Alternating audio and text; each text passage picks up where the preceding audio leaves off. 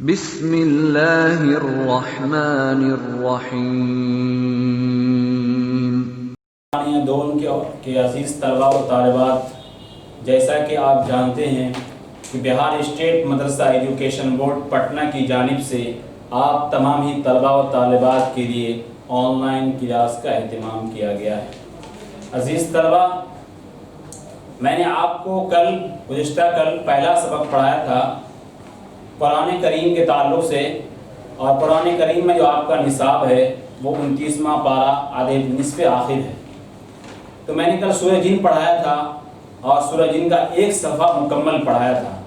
انشاءاللہ آج میں آپ کو دوسرا صفحہ پڑھاؤں گا اور یہ سورت ختم بھی ہو جائے گی۔ میں نے لکھ بھی دیا آپ کے بورڈ پر عزیز طلباء کہ سورۃ الجن تفسیر قرآن کا سبق ہوگا اور سورۃ الجن کا سبق ہوگا۔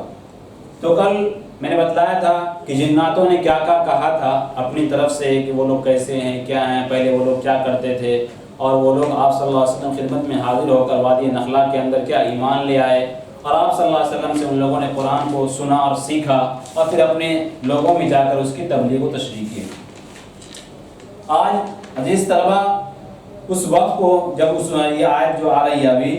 کہ اس موقع کی اس وقت کے مکہ مکرمہ کے اندر قحط کا زمانہ تھا، لوگ مصیبت میں تھے، لوگ پریشان تھے،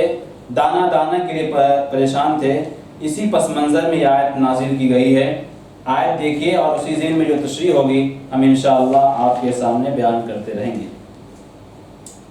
وَأَمَّا الْقَاسِطُونَ فَكَانُوا لِجَهَنَّمَ حَطَبًا۔ قاسطون کے معنی آتے ہیں کہ گناہگار، اور جو لوگ گناہگار ہیں فَكَانُوا لِجَهَنَّمَ حَطَبًا، وہ دوزخ کے ایندھن ہیں۔ وَأَن لَّوِ اسْتَقَامُوا عَلَى الطَّرِيقَةِ لَأَسْقَيْنَاهُم مَّاءً غَدَقًا۔ اور اے رسول، آپ صلی اللہ علیہ وسلم سے خطاب ہے کہ آپ ان لوگوں کو کہہ دیجئے کہ یہ سیدھے راستے پر قائم رہیں تو ہم ان کو خوب سیراب کر دیں گے۔ اللہ تعالیٰ کہہ رہے ہیں اپنے حبیب سے کہہ رہے ہیں کہ مکہ والوں کو کہہ دیجئے کہ تمہارے اوپر جو قحط سالی چھایا ہوا ہے، تم لوگ دانے کے لیے پریشان ہو، اگر تم سیدھے راستے پر آ جاتے ہو، اللہ اور اس کے رسول کے دین کو مضبوطی سے تھام لیتے ہو، اور شرک و بت پرستی جو تم لوگ کرتے ہو، خانہ کعبۃ اللہ کے اندر تم بت رکھے ہوئے ہو اور غیر اللہ کی عبادت کرتے ہو، اس کو تم چھوڑ دو تو ہم تم کو خوب سیراب کر دیں گے، خوب مال و دولت دیں گے۔ اسی بات کو بتلایا گیا ہے۔ چنانچہ اللہ تعالیٰ کہہ رہے ہیں کہ جو آخرت میں دیں گے ہی، دنیا کے اندر بھی تمہیں بے شمار نعمتیں دیں گے، اور اس کا تقاضا یہ بھی ہے کہ تم اس نعمتوں پر اللہ کا شکریہ ادا کرو۔ اسی کو کَلِنَفْتِنَهُمْ فِيهِ، اور تاکہ ہم ان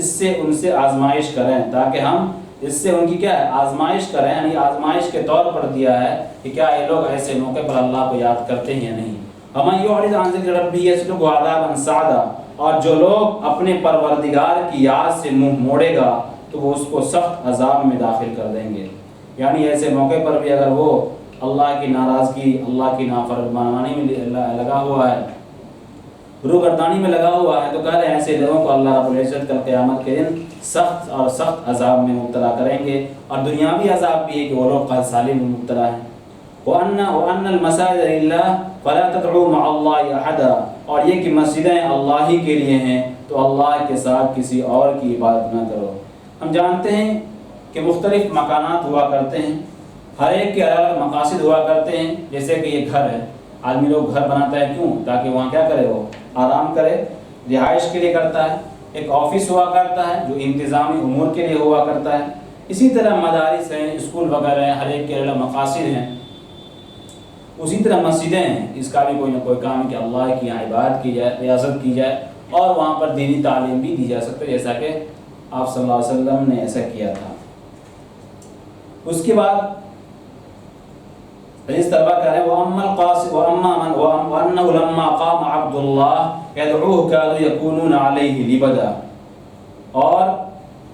اور جب اللہ کا بندہ اللہ کے عبادت کے لیے کھڑا ہوتا ہے تو یہ اس پر ٹوٹ پڑنے کے لیے تیار ہو جاتے ہیں۔ ظاہر سی بات ہے، دیکھیے عزیز طلبہ، کبھی تو یہ کیا ہوتا ہے، یہ ٹوٹ پڑنا محبت میں ہوا کرتا ہے، اور کبھی ٹوٹ پڑنا کسی پر اس کو تکلیف پہنچانے کے لیے ہوتا ہے۔ دراصل اشارہ اس بات کی طرح کہ جب آپ صلی اللہ علیہ وسلم جب اس وقت کہ وہ لوگ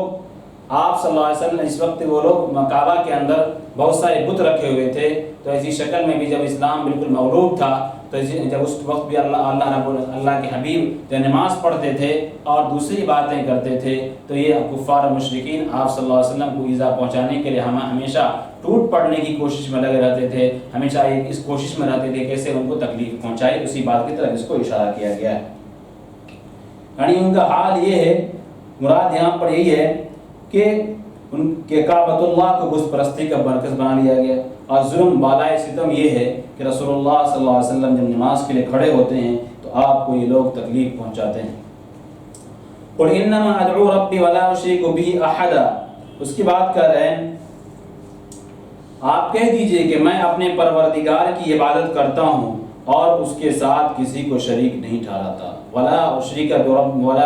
به احدا، اور اس کے ساتھ کیونکہ کسی نبی کی شان نہیں ہے کہ وہ اللہ کے ساتھ کسی غیر اللہ کی پرستش کرے، اس کی پوجا کرے، اس کی عبادت کرے۔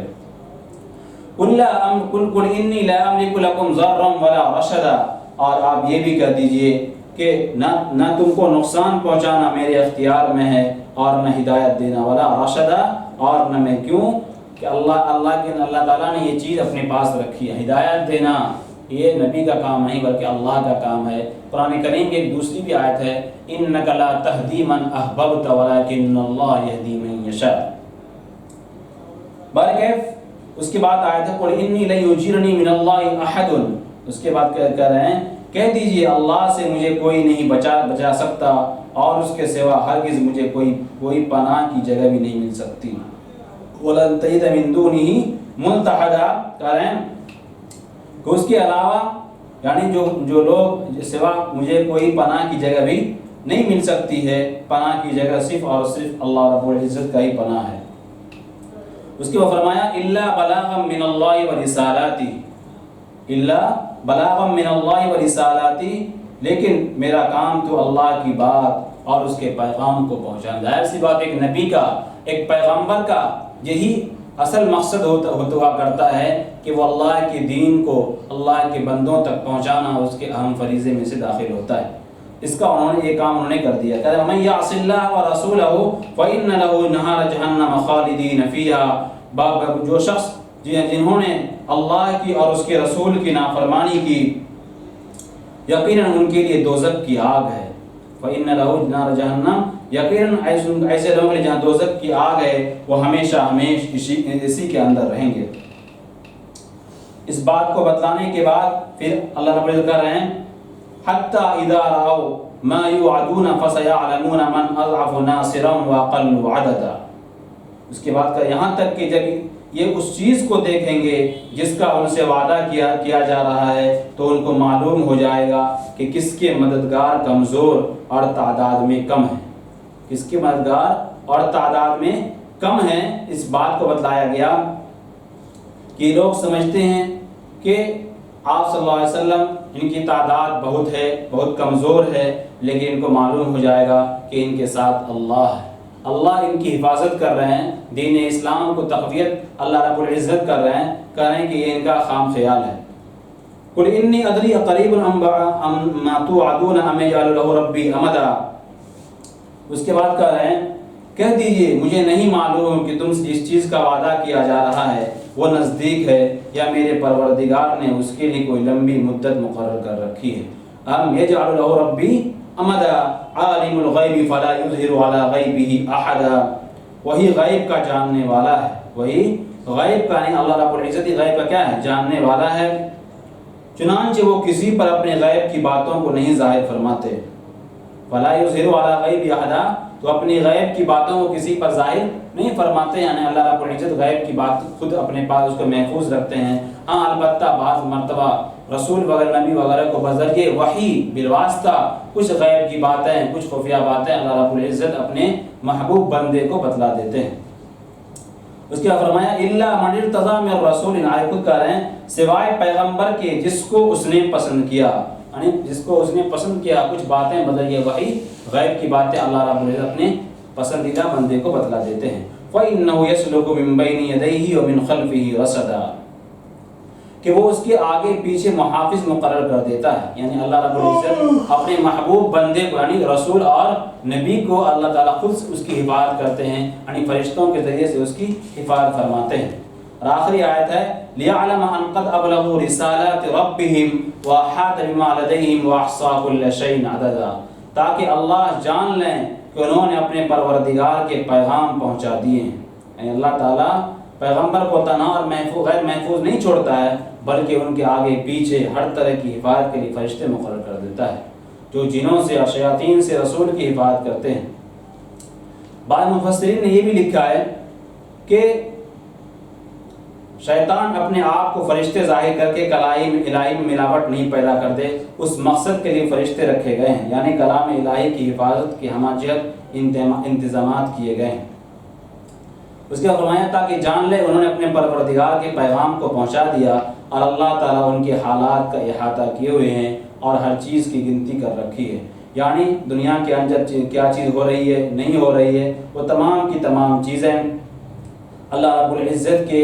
علم میں ہے۔ اللہ رب العزت دوسرا مقصد یہ بھی ہے کہ اللہ تعالیٰ ظاہری حالات و واقعات کے اعتبار سے جان لیں کہ پیغمبر نے اللہ کے پیغام کو اس طرح پہنچا دیا جس طرح پہنچانا تھا۔ ظاہر سی بات ہے آپ صلی اللہ علیہ وسلم جیسے اتنے انبیاء کرام آئے، انہوں نے اللہ تعالیٰ نے جس مقصد سے ان کو بھیجا تھا، ان لوگوں نے کما حق کو اپنے طور پر اس فریضے کو انجام دیا، جیسا کہ دوسری آیتوں کے اندر بھی اس کا تذکرہ ہے۔ عزیز طلبہ، سورۃ الجن کی آیت ختم ہو گئی، اس صورت ختم ہو گیا۔ اگر آپ کے اس صورت کے سمجھنے میں کہیں پر کوئی دقت پریشانی دشواری ہو تو آپ اسے کمنٹ باکس میں نقل کریں، انشاءاللہ آپ کو اس آیت سے متعلق جو تشنگی باقی رہی ہے، آپ کے اس تشنگی کو دور کرنے کی پوری کوشش کی جائے گی۔